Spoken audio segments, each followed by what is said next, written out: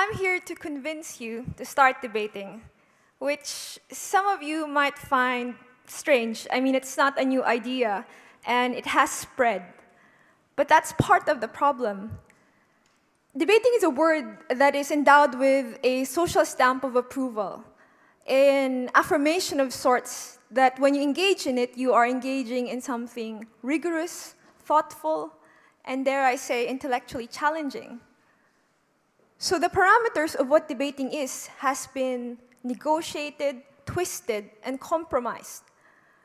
So today, debates are two politicians talking past each other, or a group of panelists taking turns at agreeing with one another.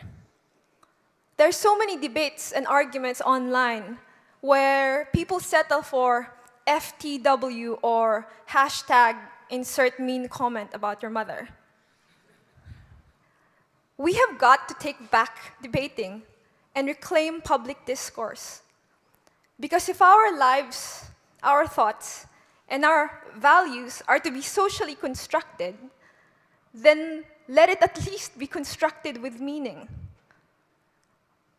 But in order to do this, we have got to think about debates differently. We have to be able to risk conflict and confrontation.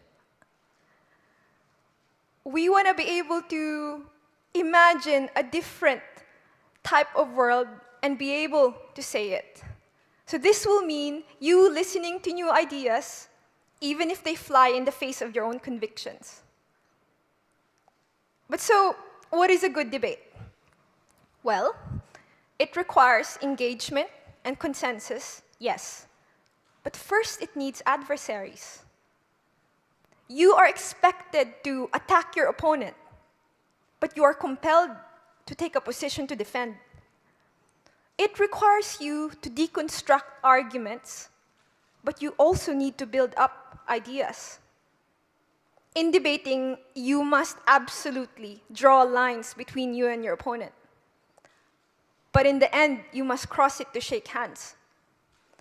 The reason why debating is combative temporarily is because you need to test an idea or a social policy in order to make sure it is stout and sturdy enough for public interest. It's sort of like a thought experiment, wherein you allow your most fiercely clever thoughts bear down upon an idea with fire and brimstone to see what's left. These things I learned by being a member of the debating community. Unbeknownst to most of you, probably, there is a worldwide community breathing new life into debating, developing it, and helping it evolve. These are made up of university and school students who, with their volunteerism and dedication and concerted efforts in hosting tournaments, they are creating hotbeds of intellectual discourse across different continents. You can only imagine. And one of which was the World Universities Debating Championships, which I was a part of. And the thing is, when you're part of this community, you learn many different things. So, I'm actually from Tarlac. It's a very small city in the Philippines. And I began my debating career with De La Salle University, Manila. Although my parents would probably contest when I actually started. I joined the club because I wanted to hear my own voice. And I thought I had a lot of good things to say. I didn't. Not back then, anyway. I joined international and national tournaments, sometimes winning, but mostly losing. I will say, though, that in time, those heartbreaks have not diminished my great experiences from traveling and competing abroad. But anyway, so what happens at these tournaments? Well, you usually enter the tournament without knowing which topics will come out. And you're only given 15 minutes of preparation until you have to debate a side you cannot choose. So as you can imagine, we had to be well-read on a diverse set of topics. It was from immigration policy to, could have been how Google monopolizes knowledge, or celibacy in the Catholic Church. It was many different things. And it was really this training program that I found incredibly edifying. To be sure, being a university student is great fun, but when you're part of debating, you realize you are part of something bigger than yourself. And because of it, you feel alive and you feel present.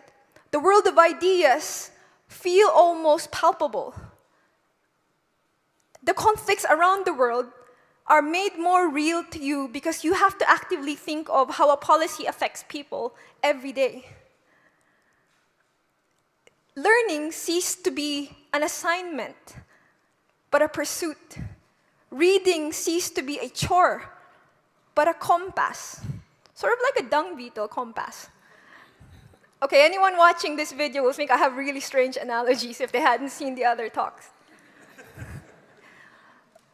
But I should say that all those things, it felt very much like how education should feel like.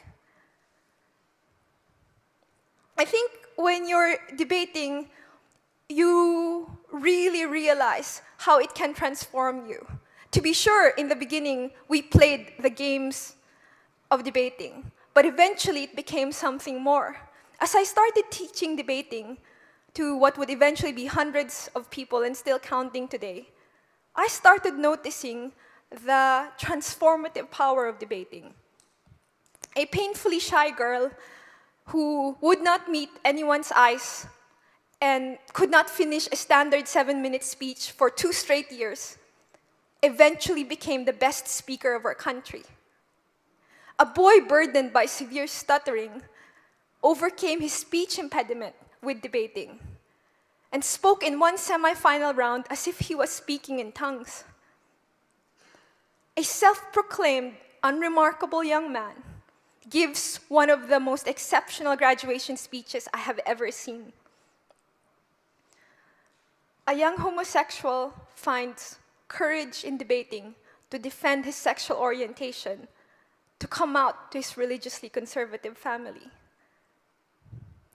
With debating, you learn about the world around you, its names, its stories, and those it has almost forgotten.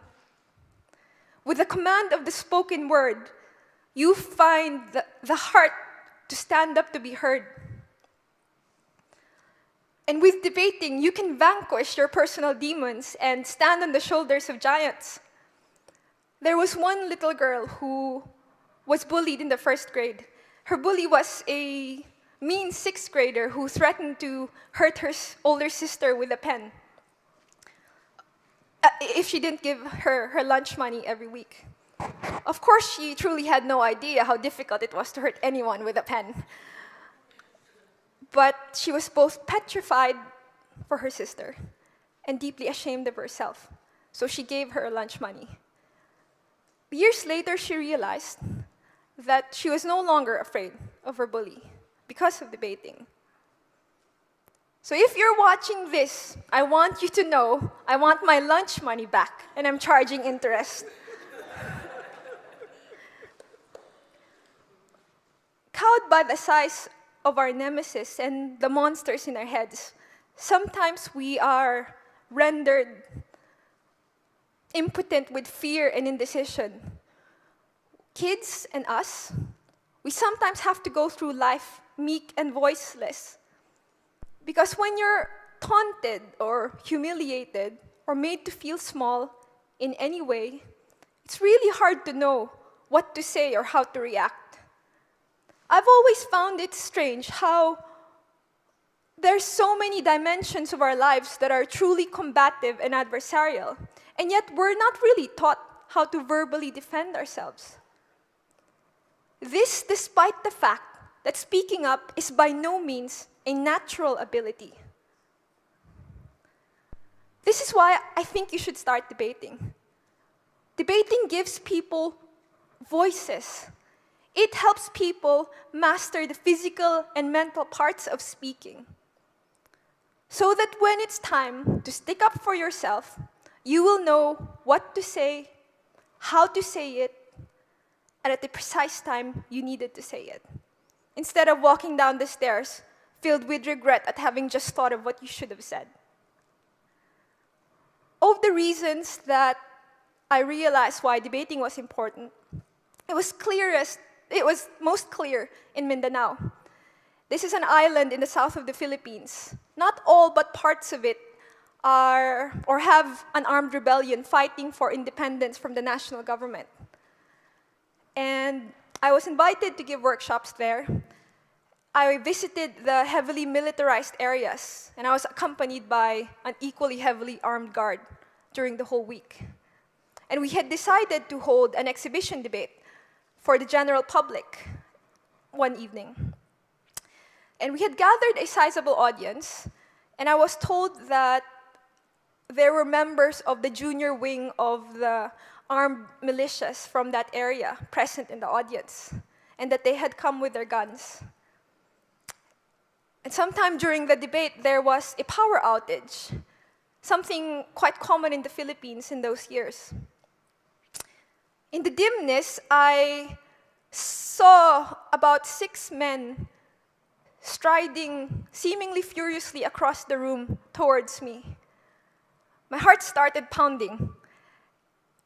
And I remember I was holding my breath as one of them reached me and he said very quietly that he had almost forgotten how passionately you can fight for your beliefs with words instead of bullets. And that they had come with their guns, but they had left it at the door once they saw how the debate progressed. I cried a little then too, partly from relief, but mostly from feeling incredibly privileged at having been able to bear witness why debating matters, even if it's just a bunch of words. I'm not naive. I know they probably didn't give up their guns that night, but I'm not cynical either. I think they walked off, remembering there is another way, one that is far more beautiful and inspiring than the piece of metal in their hands. Today, I'm one of the founders of the Lund Debate Society, a first in Lund.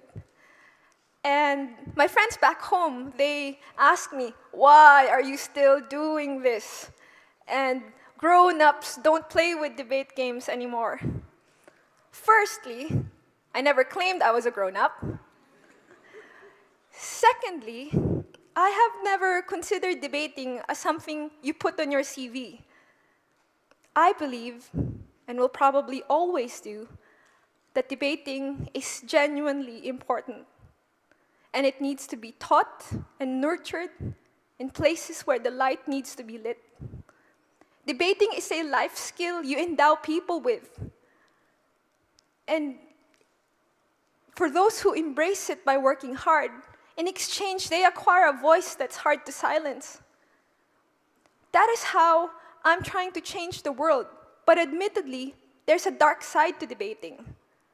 Those who, emboldened by eloquence, might use it to dominate and disparage others.